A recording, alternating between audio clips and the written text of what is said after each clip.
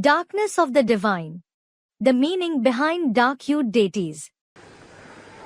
बाप कहते हैं जो गोरे थे वही काले बन जाते हैं. The father says, those who were fair, they alone become dark. देवताओं के ही काले शरीर बनाते हैं. They show the deities with dark bodies. अरे काले कौन से युग में बनते हैं? अरे, in which age do they become dark? हैं? द्वापर कलयुग में काले बनते हैं. They become dark in the copper and iron ages.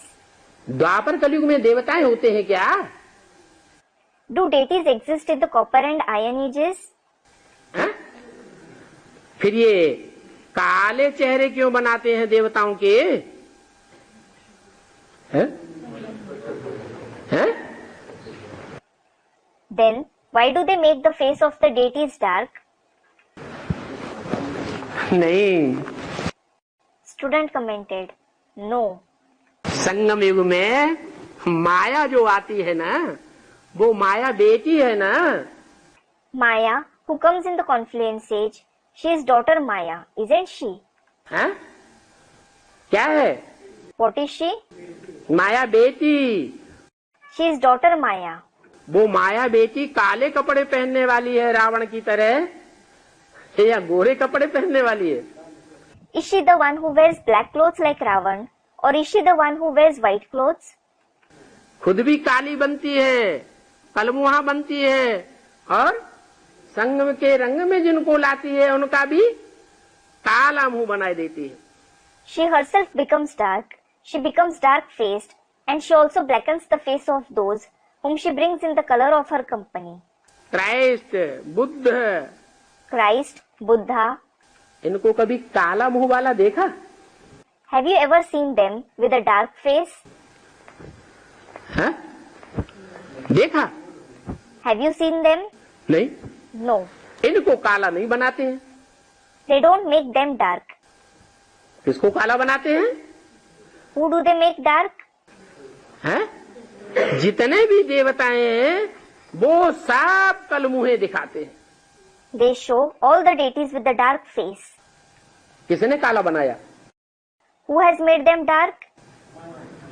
कहाँ की यादगार? It is the Yadgar of which time? तो संगम युग में ये खेल देखना चाहिए. Students, the confluence age. So, you should see this game in the confluence age. अपने ही जीवन में ये अनुभव करना चाहिए. You should experience it in your very life. ये हमारा कौन सा कोर्स चल रहा है? Which course of ours is going on? हैं? रियलाइजेशन कोर्स चल रहा है. The realization course is going on. अपनी आत्मा को हम स्वयं ही रियलाइज करें. We ourselves should realize our soul. Shooting period में देखें कब कब कैसे कैसे कहां कहां किन किन दुश्मनों के संग के रंग में आकर हम शूटिंग पीरियड में पतित बनते रहे, काला मुंह करते रहे. Check when, how, where, and by coming in the color of the company of which enemies we kept becoming impure and blackening our face in the shooting period.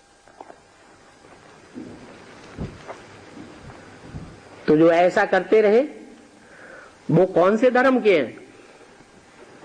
So, those who kept doing this belong to which religion?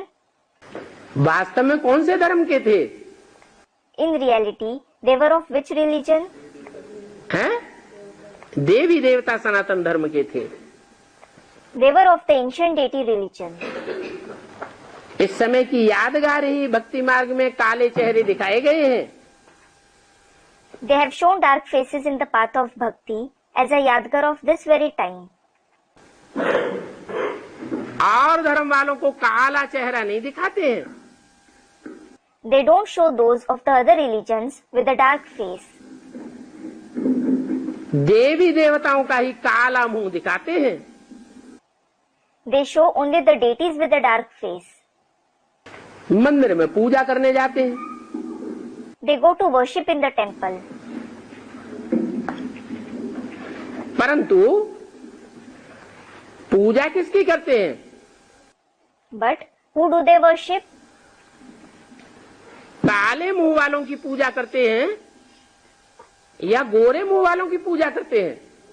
Do they worship those with the dark face or do they worship those with the fair face? गोरे मुंह वालों की पूजा करते हैं। जब हैं ही काले, वहां चित्र और मूर्तियां ही काले मुंह वाली रखी हुई हैं, काले मुंह वाली मूर्तियां रखी हुई है, तो किसकी पूजा करते?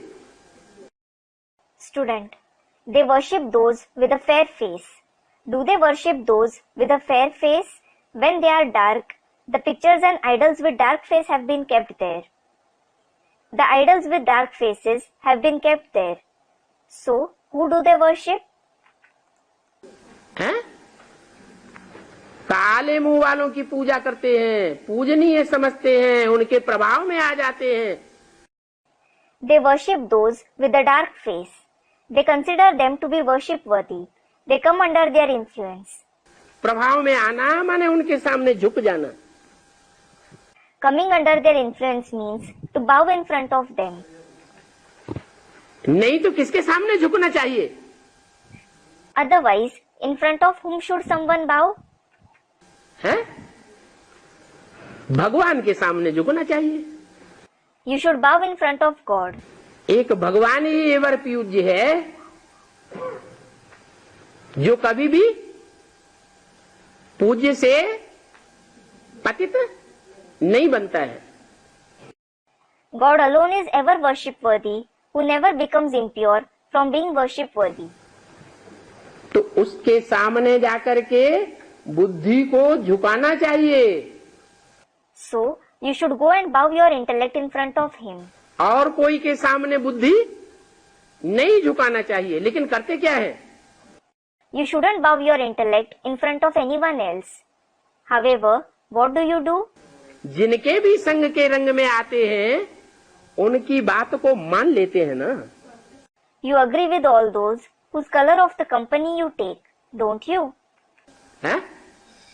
बुद्धि झुका देते हैं ना। You bow your intellect, don't you? और बुद्धि झुकाई माने प्रभावित हुए। You bowed your intellect means you became influenced. प्रभावित हुए माने उनकी प्रजा बन गए। You became influenced, it means you became their subject.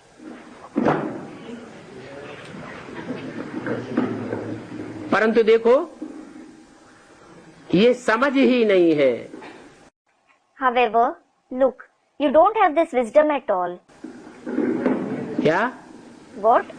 भगवान आकर के इतना ज्ञान देते हैं देवता बनने वाली आत्माओं को, फिर भी संग के रंग में आते रहते हैं। God comes and gives so much knowledge to the souls who become deities. Still, they keep coming in the color of the company of others. इतनी समझ ही नहीं है